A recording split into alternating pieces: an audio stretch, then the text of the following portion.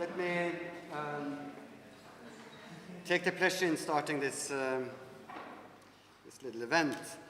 Mark Lee's lecture, and I'm very happy to welcome him. I had the pleasure of first meeting Mark, as we reminisced last night, 15 years ago, and then the coincidence, in fact, of meeting up again only half a year ago, and that was the beginning.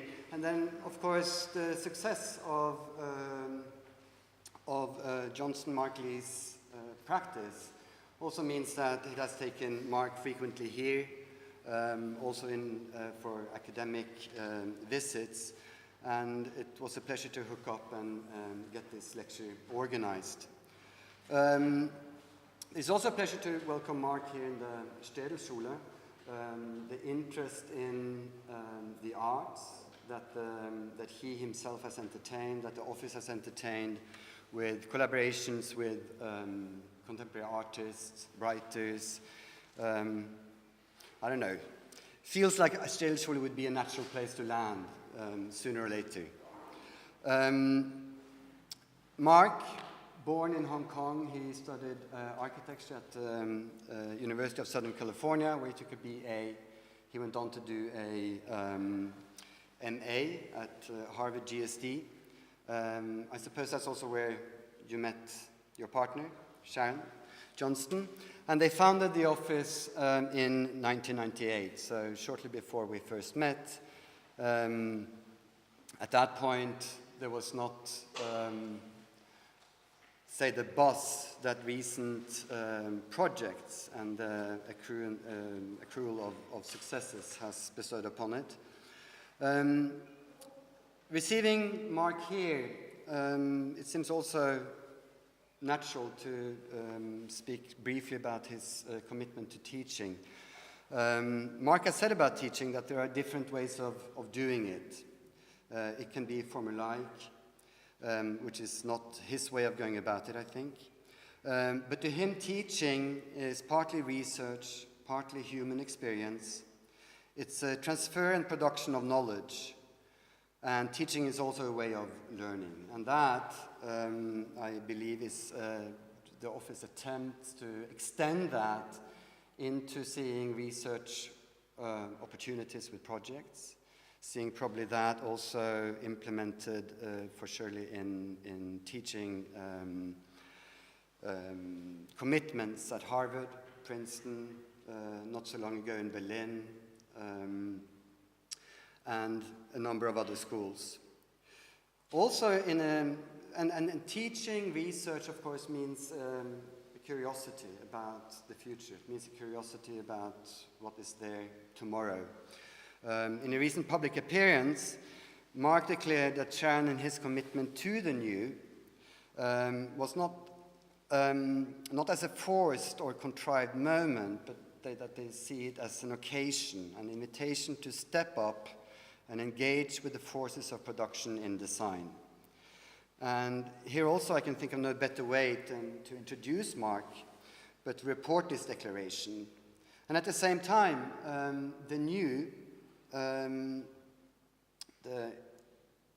as important as the new may figure, Mark has also quoted Aldo van Eyck in saying that the architect should not be a slave to change. So, and I think when one looks at the work of Johnson Mark Lee, one can sense this sensibility, this far from a contrived balance between an interest in history, in research and new opportunities, but also a commitment to the discipline as it is formed by, as we know, disciplinary specific problems, inquiries that come and go, but always with a certain string of coherence or logical unfolding or development. And that, I believe, this sensibility is something that one can see, and I'm sure you will give us the privilege of seeing that in projects like the Hill House that was finished in 2004 with not a direct in any way, but an awareness of the historical links to the work of Lautner, to Schindler in the LA area, and of recently the beautiful Menil Drawing Institute for the Menil Collection in Houston, Texas.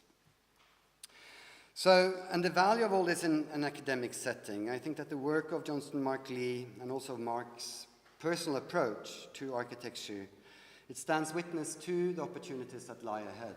And I think that these opportunities today are there, present for today's and also for yesterday's students.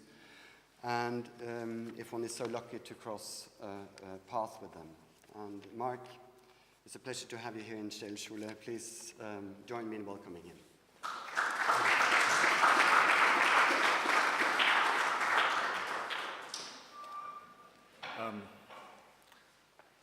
Guten Abend, meine Damen und Herren. Vielen Dank für diese Anleitung. Aber da das der heutige Vortrag im Englisch gesprochen wird und weil mein Deutsch nicht bisher reicht, werde ich in Englisch fortfahren. I'm sorry, I can't help to say the only 3 sentences I know in German. Although I know a majority. I know there are only 3 students who are German here. But thank you, Johan, for the and Philip for the invitation and the opportunity to be here and share some of the work and some of our thoughts. I understand, thank you for coming, because I understand you have 1 more week to go before your final reviews. So I hope I can bring some of this Los Angeles relaxation to you. Huh? Don't hurt yourself, 1 more week. This is only 1 project in your 60-year career. What I'd like to do tonight is I want to cut a cross-section and show you a series of projects that we have done the last 15 or 16 years. I'll start with the Hill House, as Johan had mentioned, and I end with the Menil Drawing Institute that we are currently working on right now. And the title of the lecture is Architecture and the Ecology of Objects. Some of you might know this book written by Rainer Banham more than 40 years ago, titled Los Angeles, The Architecture of 4 Ecologies, where he began to look at the city of Los Angeles as an object itself, as an architecture object, by looking at 4 different landscapes, you know, the freeway, the beach, the plains, and the foothills. Los Angeles has changed quite a lot the last 40 years, but I think the notion of the ecology of objects, of the architecture as an object, continues to prosper. So what I'd like to show today is to start out with a series of projects that are singular objects. And then there will be double objects, and then there'll be multiple objects. And then I'll end up showing 2 projects, the graduate studios for UCLA and the Menil Drawing Institutes, where the project begins to encroach a certain scale, where we think the whole notion of the object itself or the multiplication of object itself did not sustain a new singularity, where we try to find a new scale of singularity. So I think in Los Angeles, like most of the architecture happened in the scale of single-family houses, you know, starting from Frank Lloyd Wright, Richard Neutra, Rudolf Schindler's generation. There's no real public architecture until maybe the last 20 years when there was Grand Avenue, when there was Disney Concert Hall. So the single-family house remained something that architects begin to hone their craft, begin to test out larger urban ideas for more public projects. And I think this will be the case for our office too. The first project is the Hill House. It's situated about 100 meters away from the Eames House, very close to the ocean. The site is very steep and very irregular. So the city, when you start the project, the city will give us drawings like this. There'll be a thick book to restrain the amount of height and the amount of setbacks you can build. So rather than looking at the restrictions as a policing device, we are wondering if we could use it as a design opportunity. So thinking-wise, not unlike what Hugh Ferris did in the 20s, which he took the setback that was imposed on Manhattan and visualized this crystalline city. So step by step, we begin to maximize the buildable envelope based on the setback requirements, at the same time minimizing the footprint of the building. So some of you might know a lot of the construction costs of a building on the hillside is underground and things that you cannot see. So by minimizing the footprint, we get to minimize the construction costs while not compromising on the buildable area. So at the end, we came up with a form that was very site-specific for this site. We were so carried away by this idea that we implemented it for the entire hillside, which did not entertain the city planning department, but our own office. It's really a house that was designed from outside in. So because we knew at the outset that the envelope was the largest problem. So after we came with the form, we begin to position the spaces.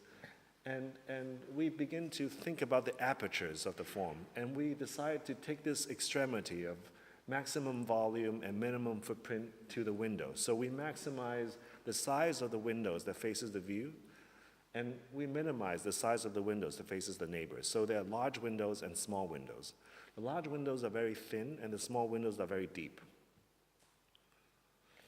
So two types of apertures, one very panoramic, and then the other very specific. From the street, it seems like only a 1.5-story house. It's very sunken, no windows, and then you enter into the house, and then the view becomes apparent. Because we built all the way out to the buildable envelope, we could not have any balconies. So the indoor-outdoor relationship was very different from the case study house generation, where the floor and the ceiling extends beyond the glass. But because of the oversized glass and the friendliness of the temperature and the climate, 80–90% of the year, one could open all these doors. So it has this outdoor gazebo feeling of the space. And because the two walls that you see are tilted, it actually gives back more garden area for a substandard lot.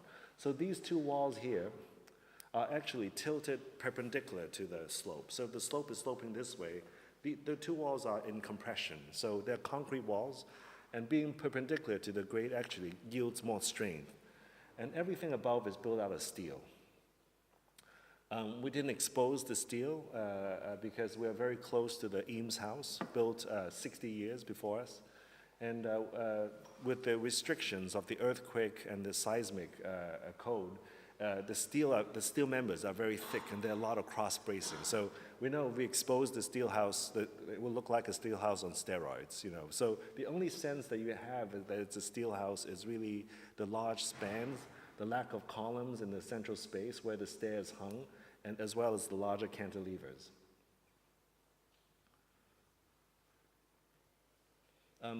The second project was finished, I think, about 6 or 7 years ago in the town of Rosario, which is about 3 hours northwest of Buenos Aires in Argentina. It is built on a relatively new development, and when we start the project, there was nothing around us. But we know that in the future, there will be suburban development on 2 of the 4 sides. So in the beginning, you have this almost Mies van der Rohe Farnsworth house situation where there's not much around. But because we know that there will be houses on 2 of the 4 sides, we begin to think about how this object sits as an object on one hand, on 2 of the sides, but also relates to the suburban grid. Also, this is one of the first projects we did outside of the US. So with a lot of foreigners and not understanding how to communicate, or without the confidence of communicating with builders and contractors, we think of very simple geometric solutions. So we start out with a square and marry the square with an ellipse and came up with a primitive form because there's a desire that the project sits like an object. We made 4 cuts on 4 opposite corners, and 2 of the cuts are straight planes geometrically on a curved surface, singularly curved surface, and 2 of them are fragments of a sphere. So the notion is that if they could build the concrete formwork for a sphere, it's very easy for them to build a fragment of a sphere. So in the sense of economizing the geometry and to achieve the maximum dynamic effect. From circulation, or how you walk around the house and how we position the apertures, we deliberately plan the windows so that it will miss the future houses that will be around. So you will look between the houses, as well as a spiral circulation. So every time you turn, you will see the view differently before you ascend to the rooftop where you see this panoramic view again. So in many ways, the way that the geometry of the mass is cut is actually in relationship to the apertures or the windows. Concrete house, there are two basic pores. Here you see one of the flat cuts on a singular curved surface. Here you see a fragment of a sphere, and how they are always tangential to these windows that are positioned in a checkerboard relationship. Behind the sphere, we always try to bring natural light into the room as a supplement to the natural light that's coming into the window. And then subsequently, one would exit to a large stair and arrive back on the roof. The heaviness of the exterior is played in contrast to this open lightness of the interior, which is a double height space with mezzanine. Maybe you can see this checkerboard relationship of the openings in relationship to the cuts. This was one of the diagrams we did when we unfold the architecture promenade, how the views would be in relationship to these cut surfaces. And also, although there's a staccato rhythm between the windows, the windows are very different in terms of how it's related to the volume. So sometimes they are really set back that provide shade with a certain poché on the exterior. Sometimes they're flush to the surface, and sometimes they form its own volume.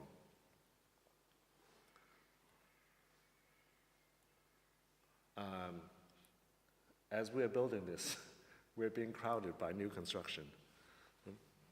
And then eventually you spiral up next to the corridor where the bedrooms are, and then you exit into a semi-enclosed outdoor room, semi-defined outdoor space before you ascend up into the roof. And then once again, you see this panoramic view.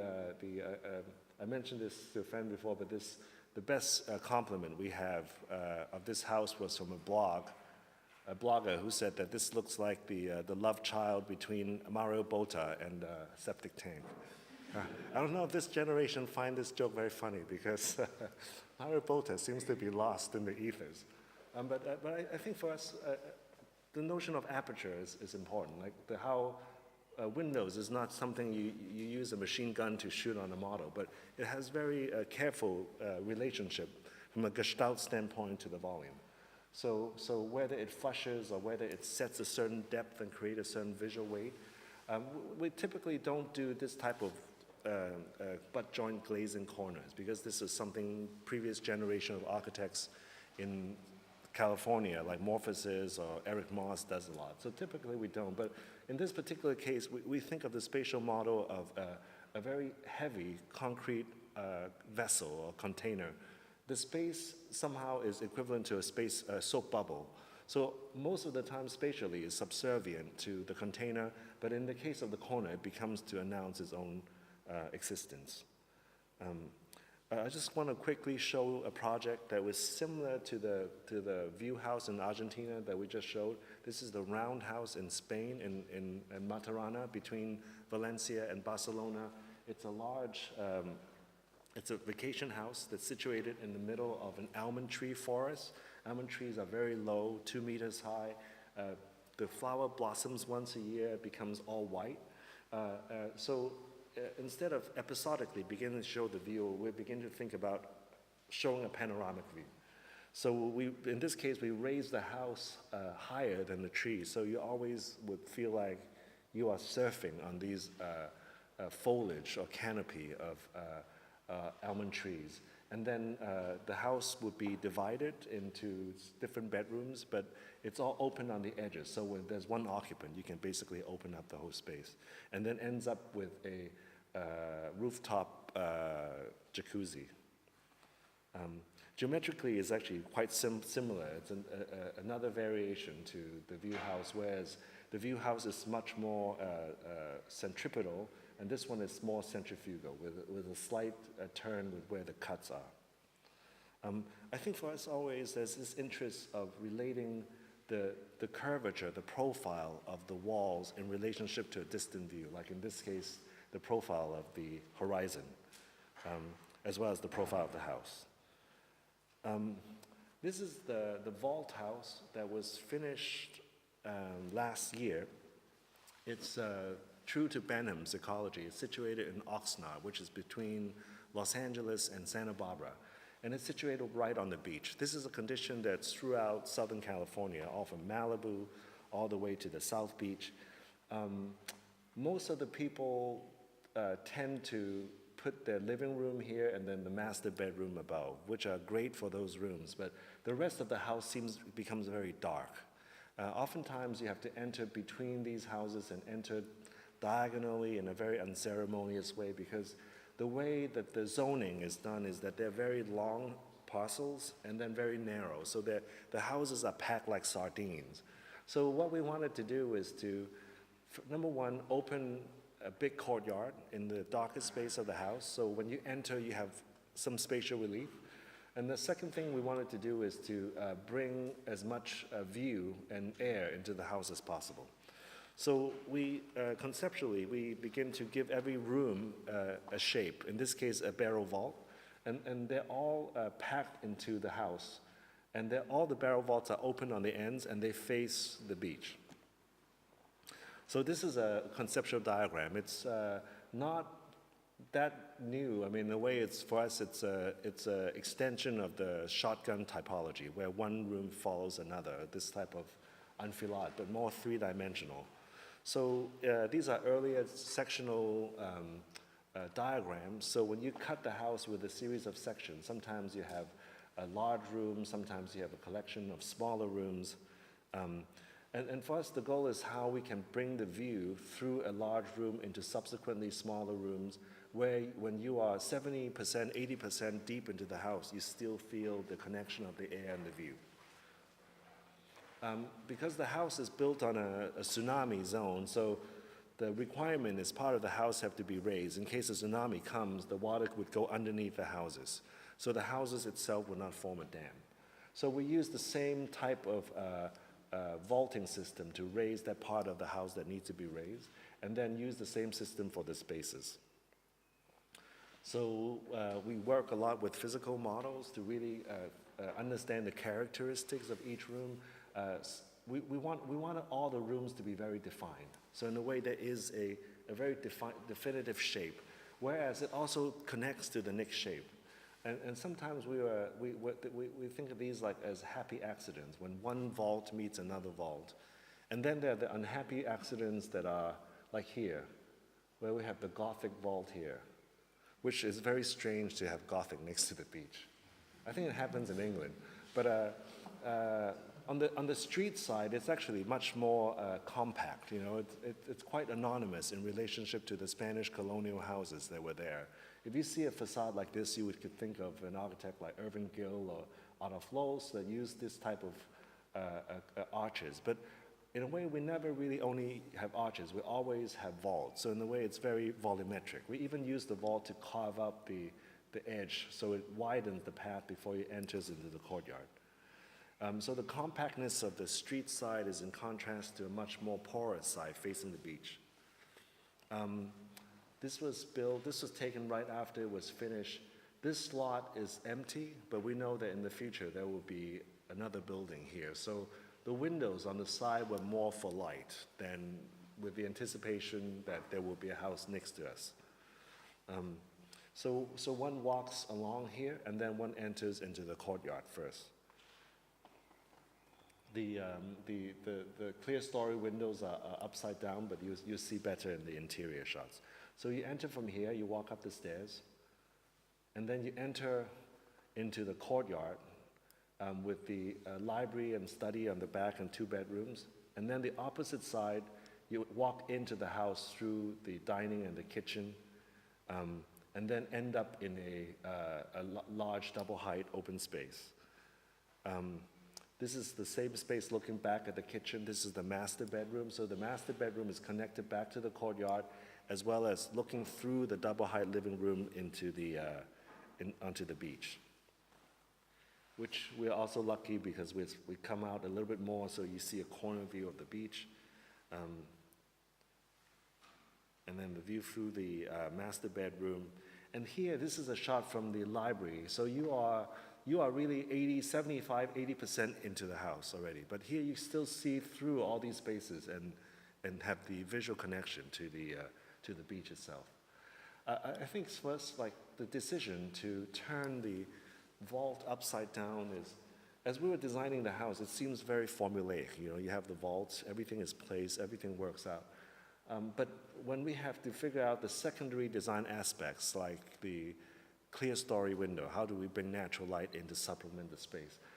Number one is we realized that if we have a right side up vault, it would create a groin vault, like many Romanesque churches. So when we flip it upside down, it cuts it slightly differently. So it creates a Boolean effect that is done in a very low-tech way. So, I mean, for us, I think it begins to approximate something else. Like for us, we never like design a house that say we want the house to look like a sponge or coral. We think with much more archetypal architectural elements like organization, like the arch. But as the design progresses, there are other heuristic models that could be approximated. So at one point, I said, this could be almost like a coral, you know. So the coral or sponge or SpongeBob or something, but we never started off with that. But we think architectural paths that start out with archetypes could begin to approximate these type of heuristic models along the way of the design process. So like these are the skylights, this is all the way at the back of the house where you enter into the 2-bedroom, and then the back of the house in the front. This is a house we just finished. I want to show very quickly the vault house is more about the profiles in section, and sometimes we also try profiles in plan. So this is a house, the Porch House.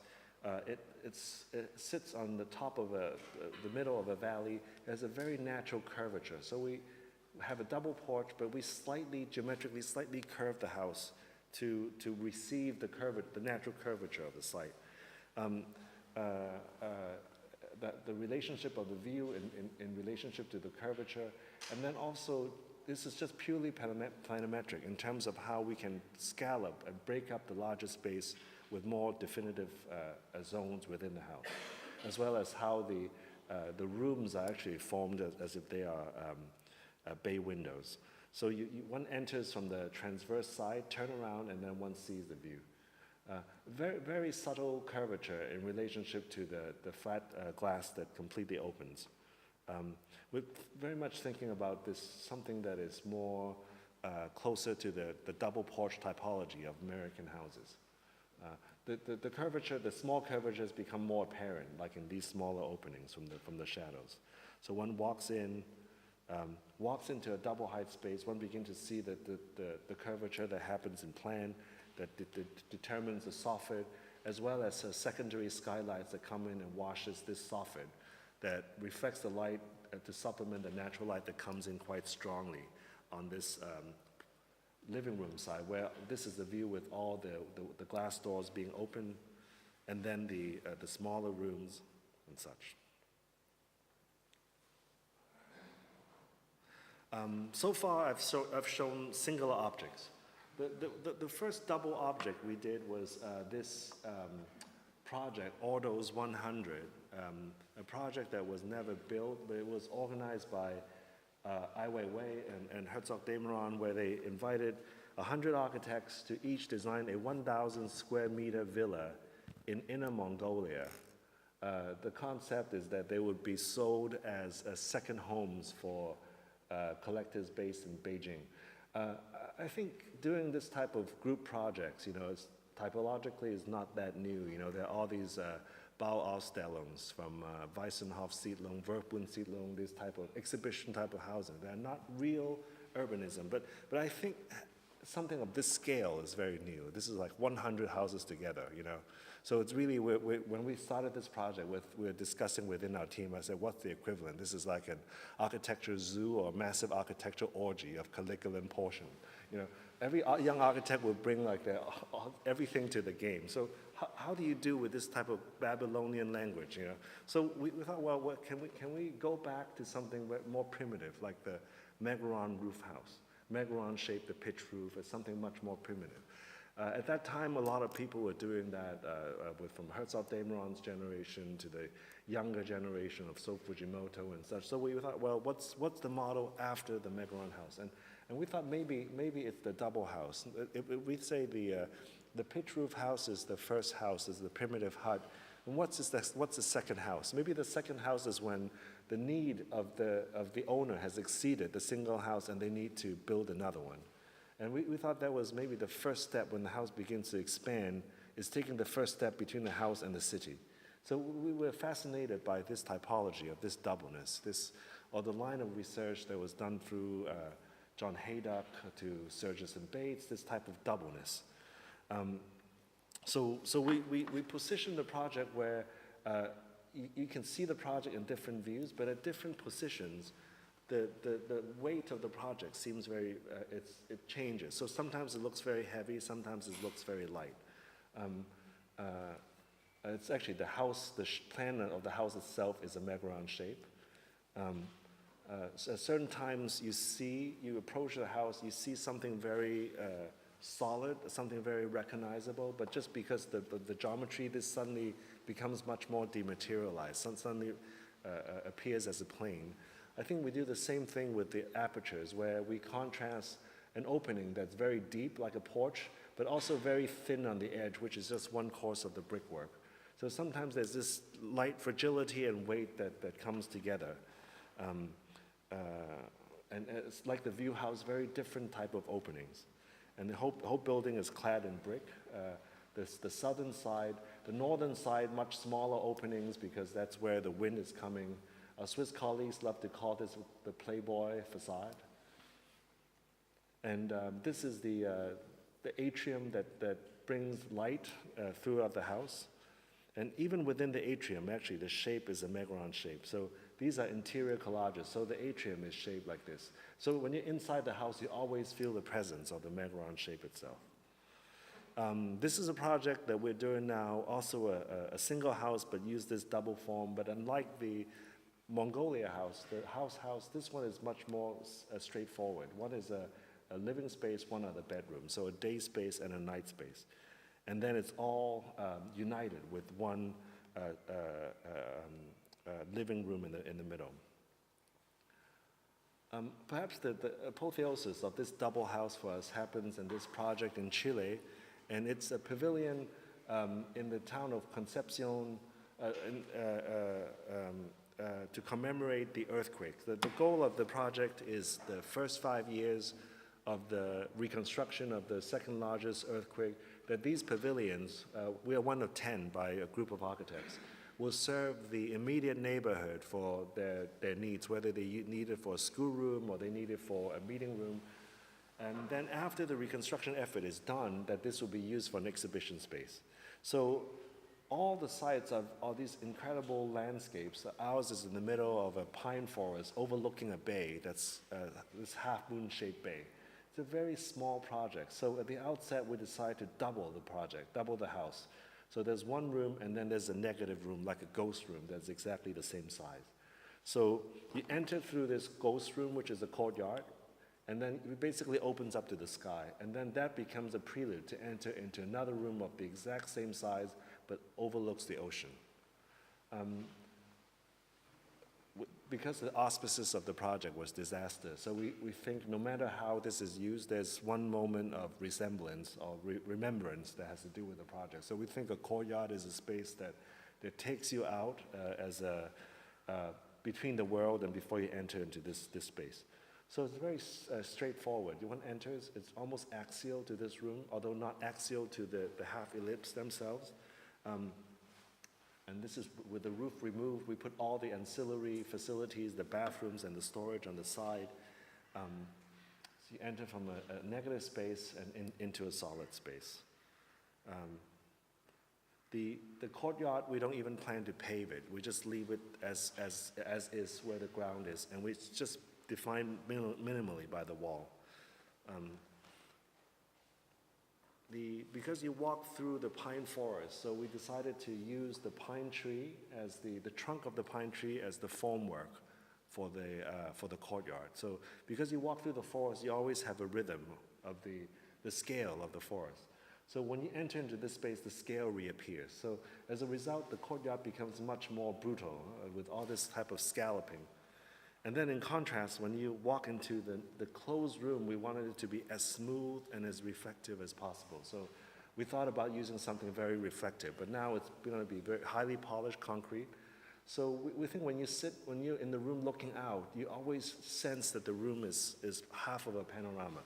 So not so much that to reflect, but you're always attentive of the shape of the room that you're in. So in a way, the half moon shape of the bay the horizon line begins to repeat inside the room and goes around you. So in your mind, you have this sense of this half ellipse shape that is constantly present.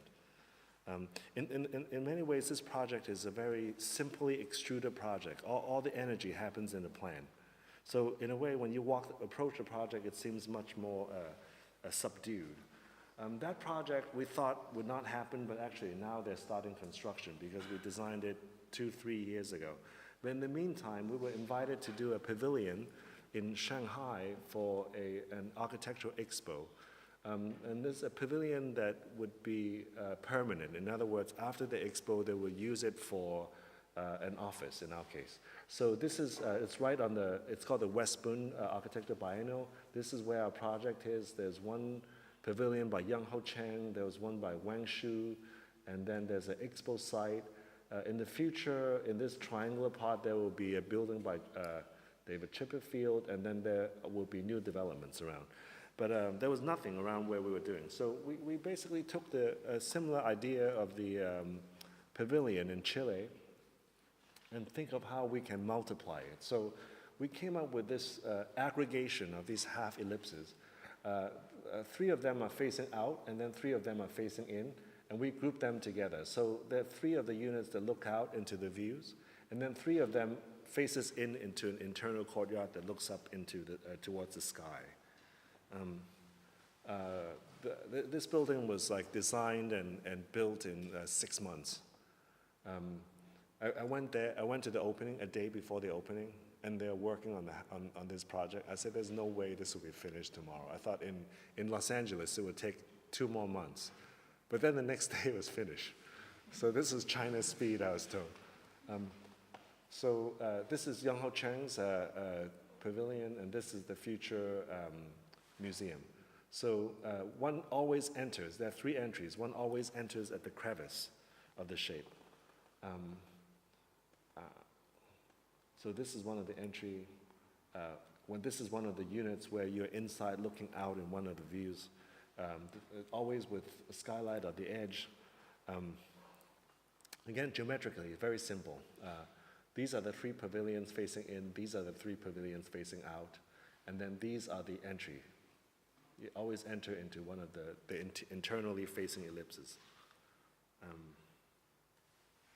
So at certain moments, the building is very expansive and wide, and at certain moments it's very narrow. Although nothing came out of the Mongolia project, we became friends with other architects, and other projects began to spawn from that experience. This is a housing project near Lake Geneva, and there are 10 architects, each designing one building with multiple units ranging from 12 to, I think, 35. It's situated on a sloping hill, and the landscape architect is Günther Vogt from Switzerland, and he planned the landscape so when you drive into this compound, from above or below, you enter, and then your car goes underground. So the parking is 1 layer underground.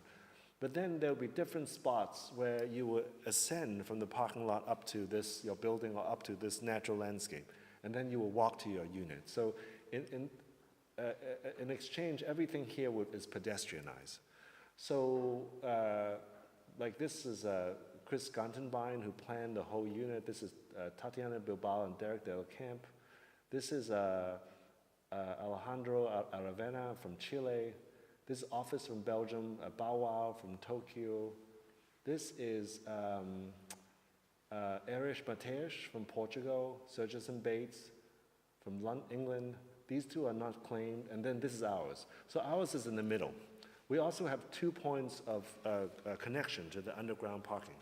So we decided to flatten out the building as much as we could and create pathways so our friends at Sturgis and Bates and Erich Matthias can walk through our building and reach the lake. Geometrically, we took the existing parcel that's given to us and we excavated these courtyards. The courtyards are basically squares, but they're hinged together. So like the vault house, spatially they all have their own individuality, but they are connected as a more fluid space. It's really an inside-out house because you enter from below into one of these courtyards, you walk into the units, and then the exterior of the building is much more transparent because that's where you face the view. So there are one point of entry here and one point of entry here. So in contrast, the exterior facade is much more open, and then the interior courtyards has much fewer openings because we're calibrating where the views are. So on one hand, the courtyards are very defined. On the other hand, on every edge of the courtyard, you see the path continuing.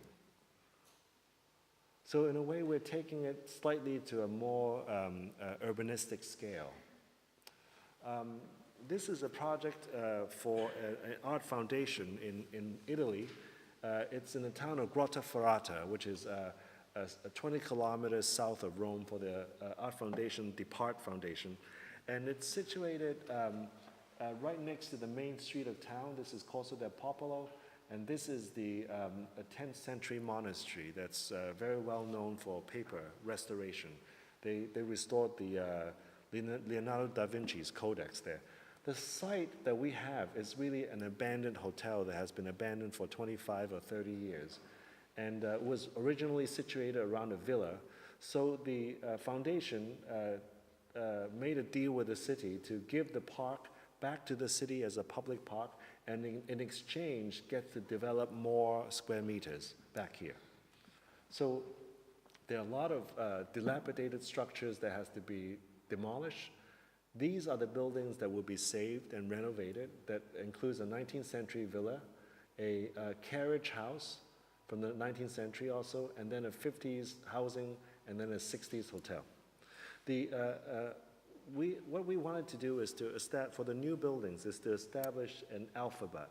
So in this case, which is a very simple box, and how this box could proliferate. So in the arts park, it could exist by itself as an art pavilion. Sometimes they could stack, sometimes they could hinge and form larger masses. So this is the conceptual master plan of that.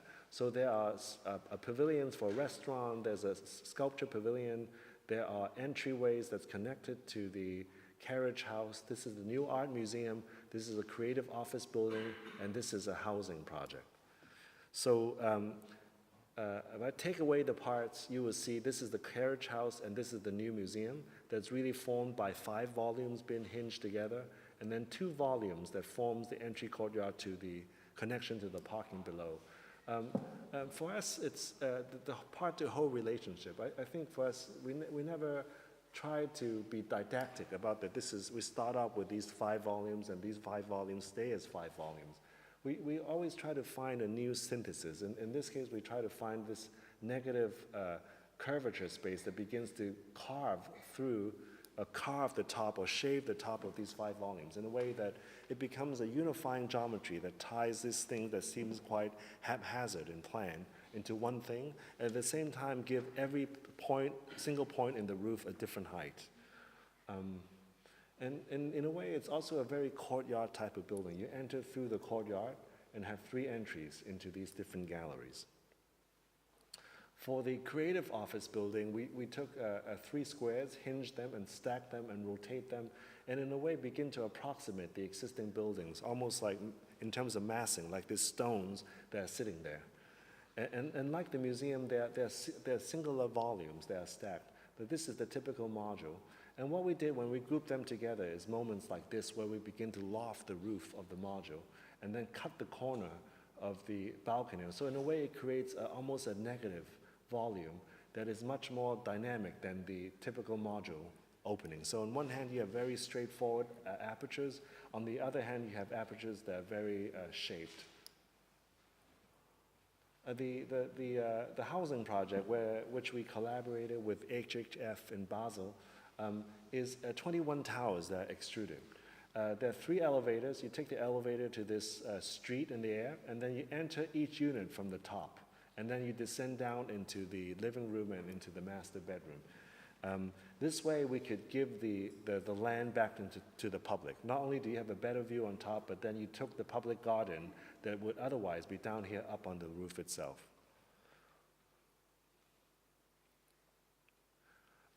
This is the last 2 projects that I will show. This is a project for the graduate art studios for UCLA.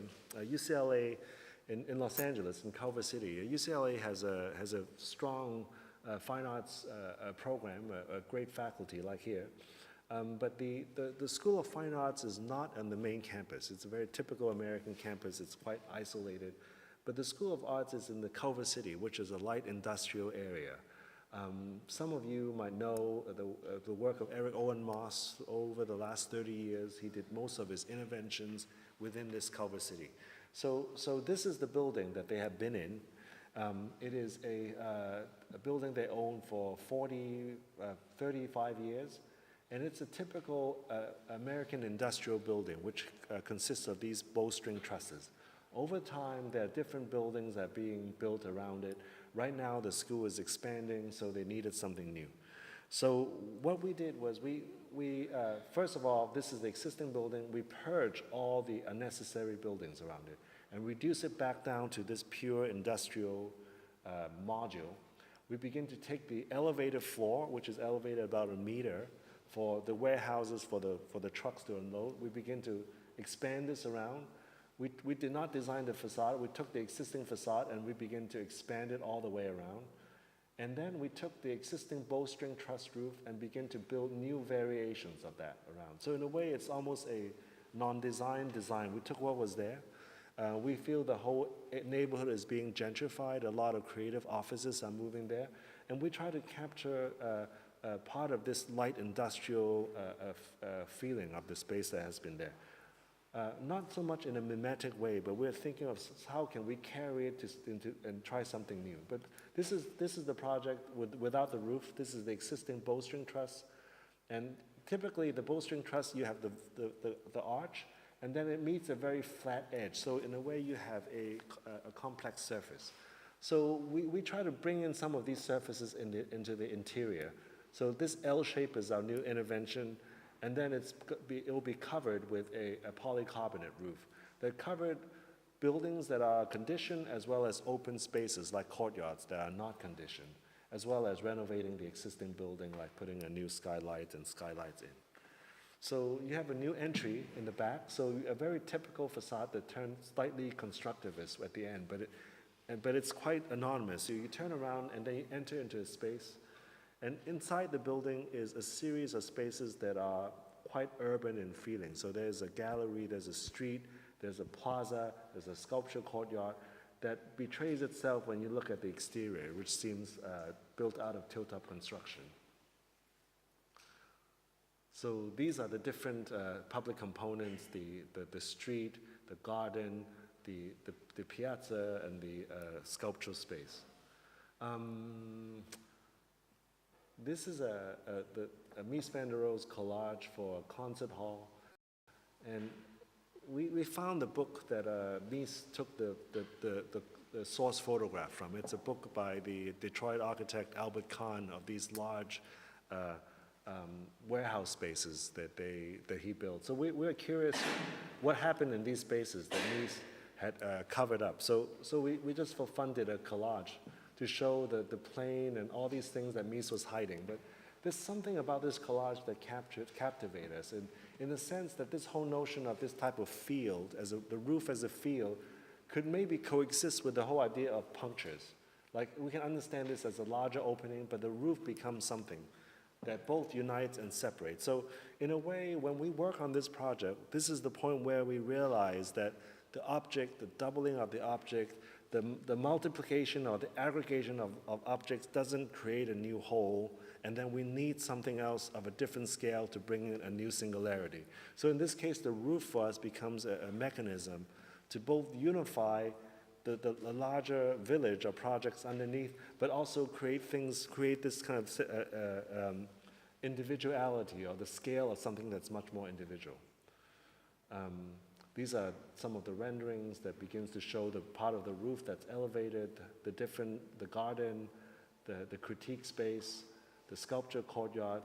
But the roof is something that is always prevalent. You always see the roof, something that is both familiar and unfamiliar at the same time.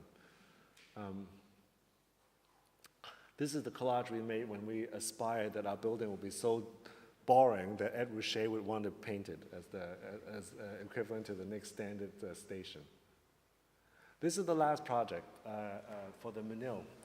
And I grouped these two projects together because both of these utilize the roof as an agent of coherence. Some of you might know the Menil. It started off with a chapel originally designed by Philip Johnson and Mark Rothko, the Rothko Chapel.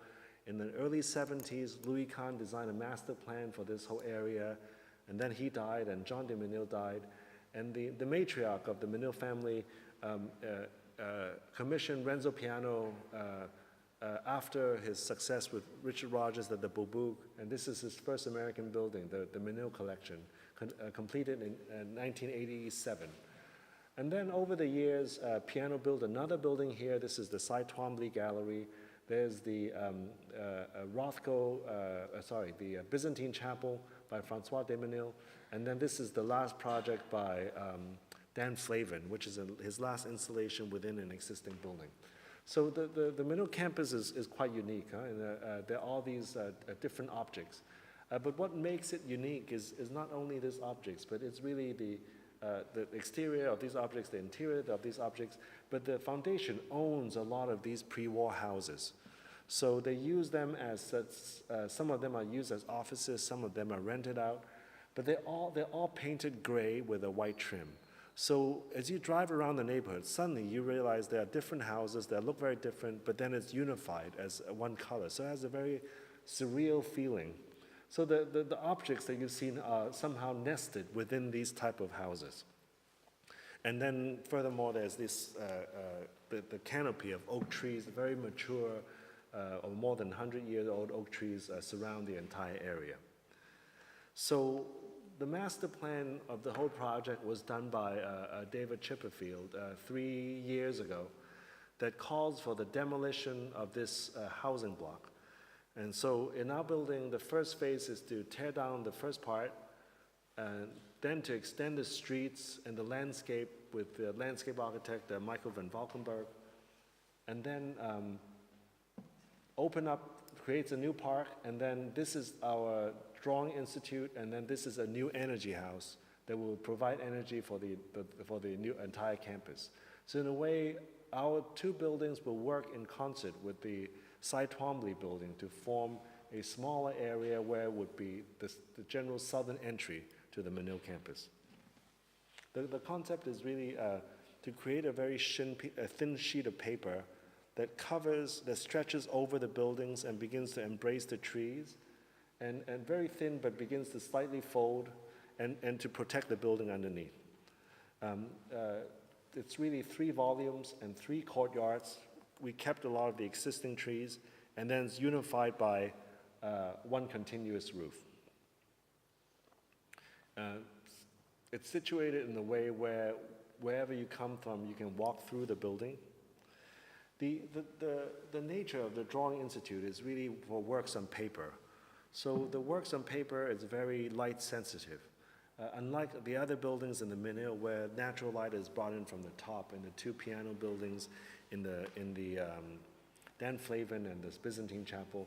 So in a way, the gallery itself have no natural light, and it has a very small margin for the light quality. So for us, it's about planning how light, walking from the exterior with bright Houston daylight, could slowly get diminished as you walk into the space, where you don't have this matinee effect when you go to a cinema during the daytime. It's completely dark, you walk out and this contrast. So we work with the engineer to slowly study how we can walk from this space to this space in a very gradual diminishing of daylight. So we basically have to use the alibis of the trees. Our building is very low in scale that faces the future courtyard, a very thin piece of steel that's engineered with Guy Nordenson. And the building itself is actually much larger than it is. This is an open courtyard, and this is an open courtyard. So this is much smaller when you enter from the north, but you always enter into a courtyard first. You walk through the trees, you enter into the courtyard. This is the western courtyard, and then this is the eastern courtyard on the other end, covered with a porch. This is much more domestic in terms of how the landscape feels, and you enter diagonally through these courtyards into a living room. So this is, in a way, the spine of the building. The gallery is on the right-hand side, and then the administration and the private viewing room is on the left-hand side. But in all the public spaces, like the original Menil, you always are cognizant of the courtyard spaces. This is the gallery space. This is the time when they were still hoping that there would be natural light, but right now it would not happen. But this is, in a way, begins to bring back the roof as something that is continuous, that hovers over the project, but then it begins to define the space too. So if we go back to the living room, the pitch roof is actually the same scale as all the pitch roof of the existing houses that are around. And then this is the scholar courtyard, where the administration is. So at certain moments, looking from the west, the building is very broken apart. And then in between the cracks of the building, you begin to find the living room. So in a way, the typology of this macaron shape is not something that starts as an a priori, but we actually begin to think about the cantilever of the porches, and it just, when it meets, almost accidentally, the contextual part that was around begins to emerge itself as a residual. So, exactly 1 hour. That's the end of my talk. Thank you very much. Thank you.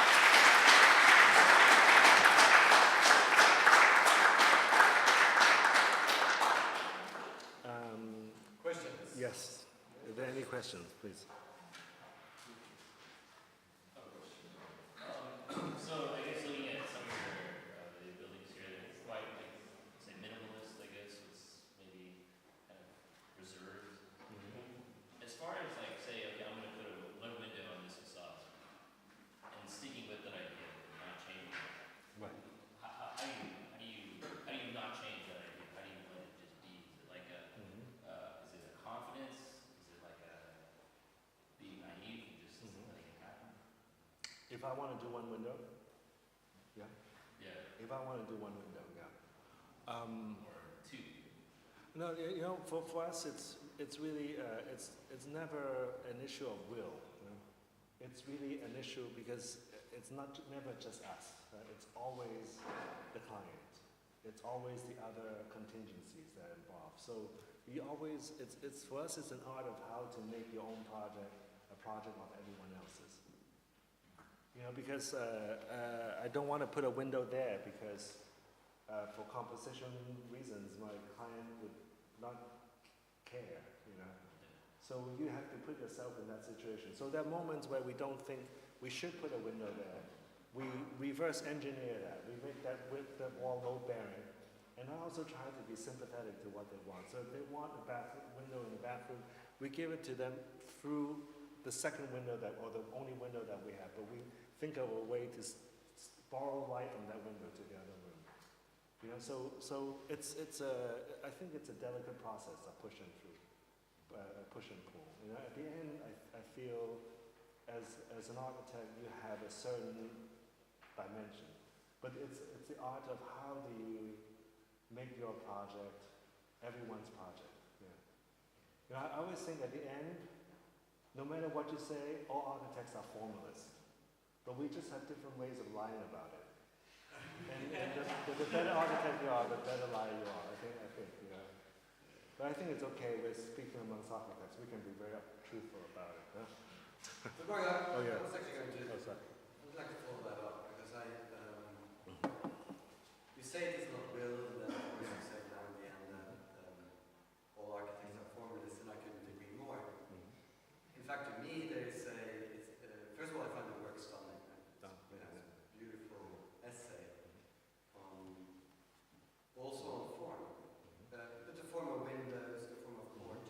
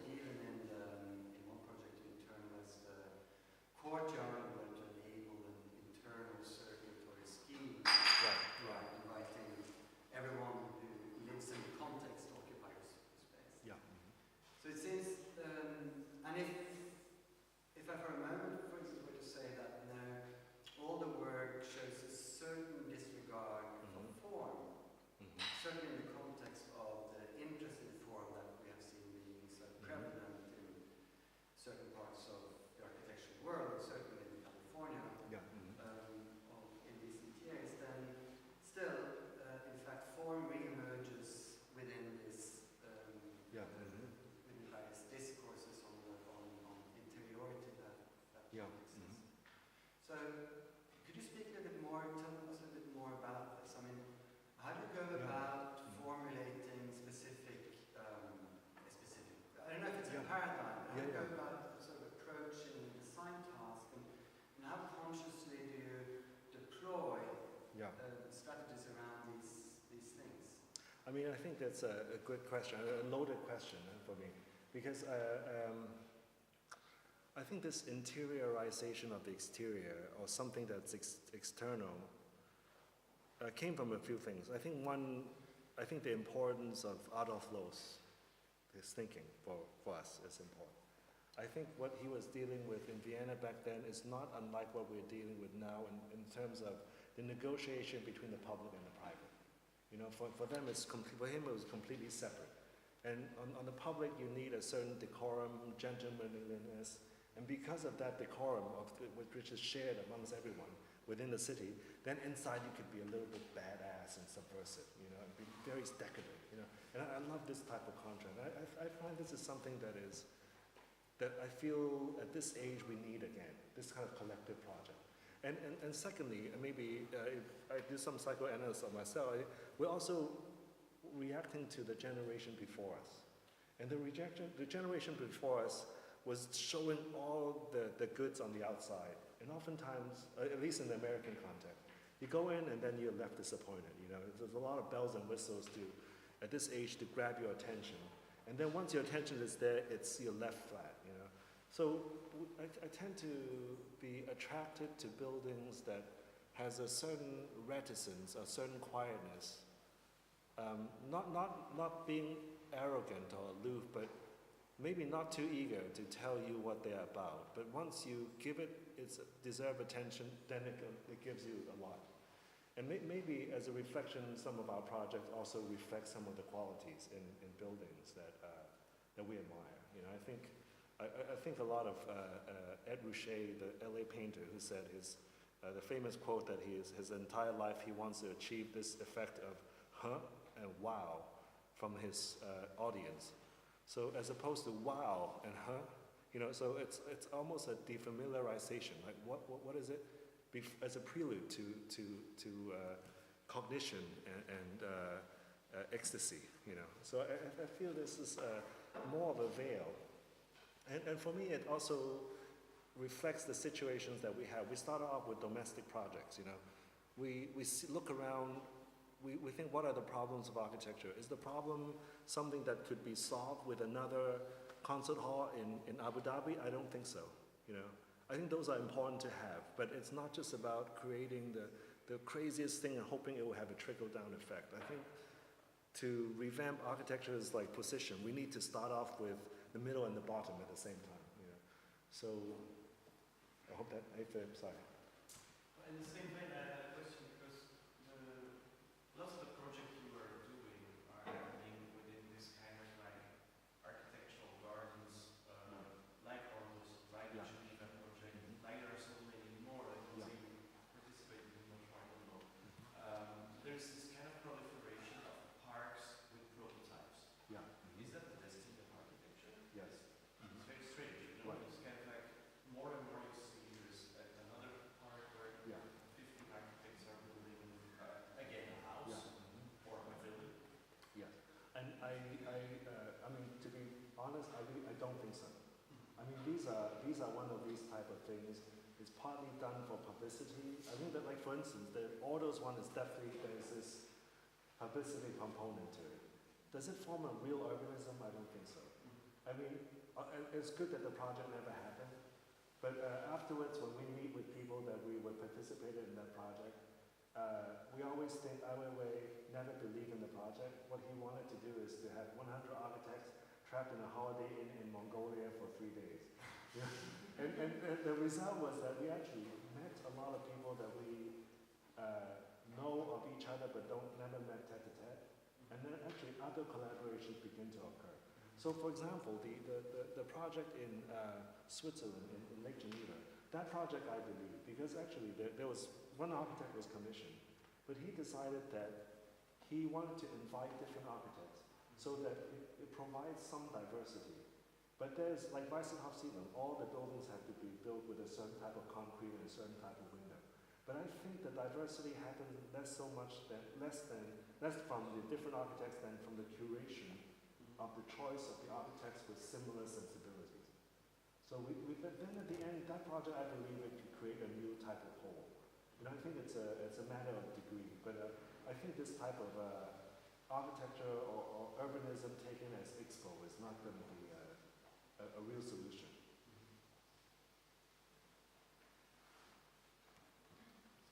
Yes.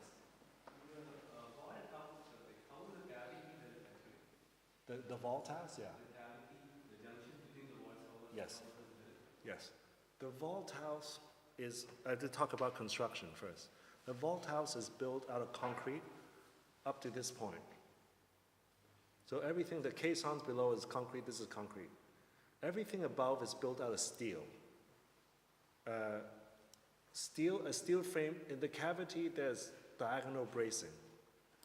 And between the diagonal bracing there's ducts for air conditioning. Now I've showed this project before, and Swiss colleagues will roll their eyes because this is not built out of concrete or masonry. Because there's this ontological approach. You build a vault, it's a result of a distribution of forces. For me, it's not only because of American construction, but it's always, for me, the vault is, it's a shape that doesn't have any strings tied to it. We like the shape of the directionality of the vault, but then we also try to create a certain lightness. So on one hand, by creating the vault and hiding all the construction, it helps me lessen the construction cost of having moment connection by having lateral connection as a bracing. And then it gives me the space in between for air conditioning. So can we compare these vaults to Raphael Menil's Merida Museum of Roman History? No, I don't think so. Maybe there's a superficial similarity with the spatial construct. But I think the feel, the material is very different. It's almost, we actually see the vault house more like a kite, like a box kite that is very lightweight as opposed to be something very heavy.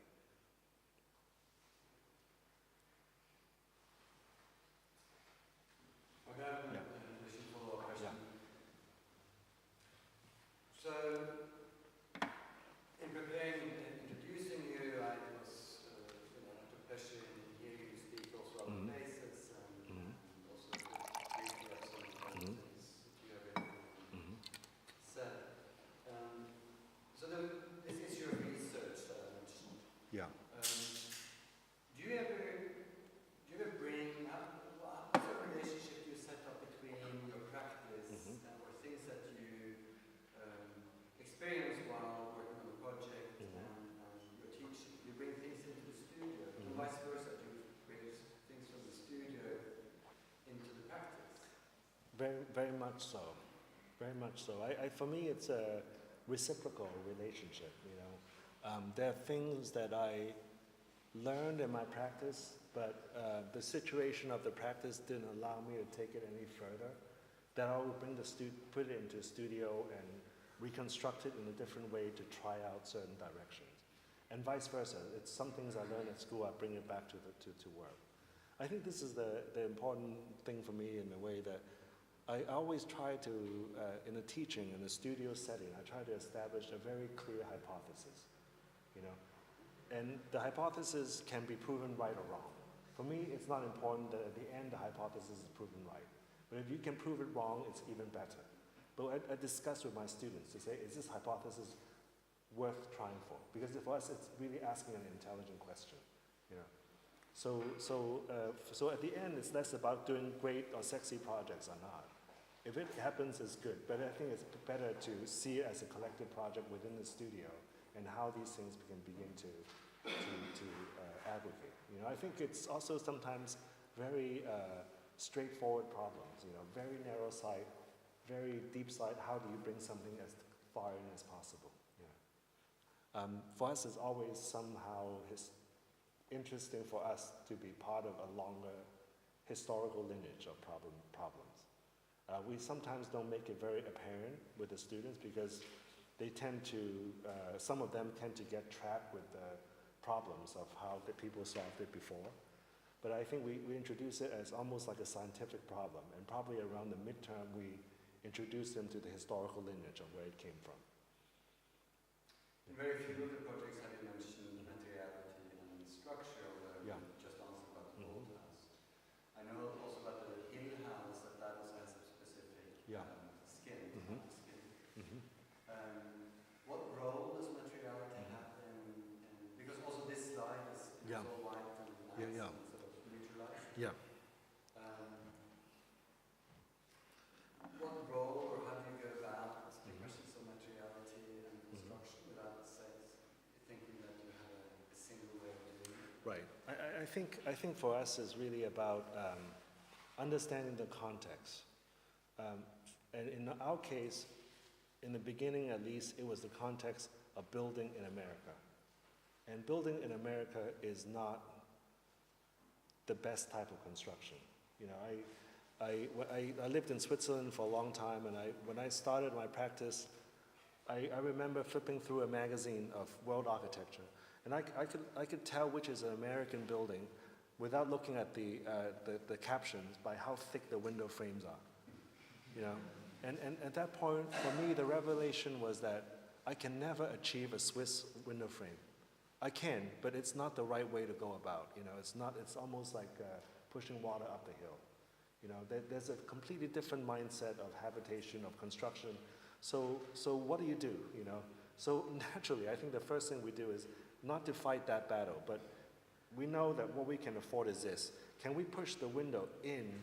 What do we have? Hence, we push the window in, then we create shade. When we create pochette, then the shape of the window is given back to the architect as opposed to the window manufacturer. You know, so I think we have been trying to understand the context that we've been working in. And with that, I think we always try to have a structural position, but the structural position is not something that we will wear on our sleeves. You know, it's not British high tech or French tech in that way. And I think that maybe also goes into materiality. Materiality less about because there's also an arte povera, a way of dealing with materiality. I feel maybe this is more of a generational issue of the generation before us, of the Morphosis generation. There was always this play of taking the roof material on the wall.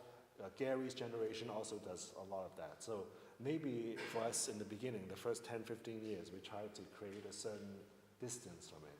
But I think now the projects, as we're approaching a different scale, the issue of materiality, the blankness becomes a terrible white elephant when you don't have materiality and detail. So this is the scale of attention that we're paying to our projects right now. Mark, I'll leave you with some individuals who will come up to you. It's very inspiring. Oh, thank so you. much. Thanks so much.